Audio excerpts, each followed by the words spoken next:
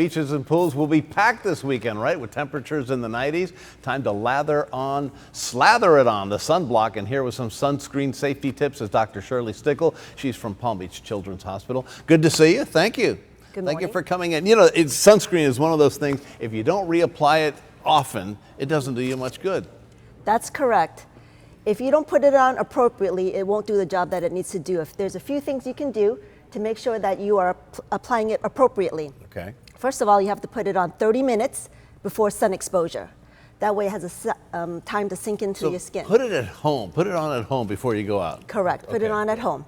And don't be afraid to be generous with it. Right, okay. And that's a problem. A lot of us probably aren't using it correctly. That's true, yes. That stinks. And the other thing to help with applying it appropriately is making sure that you put it on frequently. Right. Reapply every 2 hours. Okay.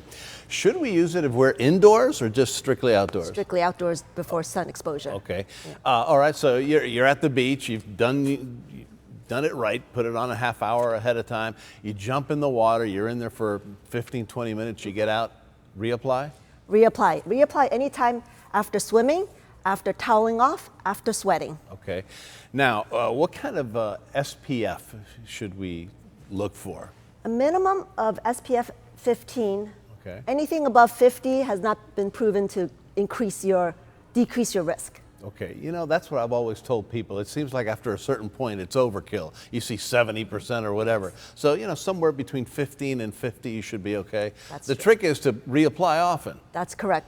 All right. Okay, so the FDA is now proposing some new sunscreen safety standards. It only approves 2 ingredients that are safe or good, titanium dioxide and zinc oxide.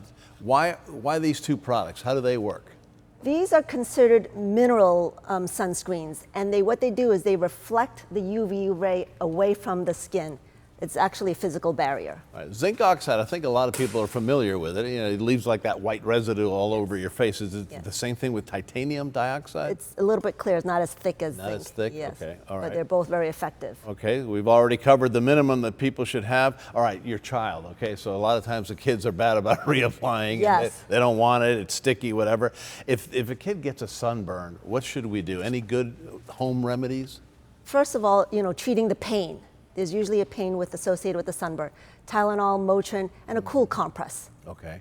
And anything else that you should do? I mean, should you run to the emergency room or? If there's any signs or symptoms of a severe sunburn, like blistering, fever, any feeling unwell, yes, you should seek the advice of a pediatrician. All right, seek the advice of this pediatrician and start lathering on before you go out a half hour. Thank you, doctor. That was very good information, especially as we head into summertime.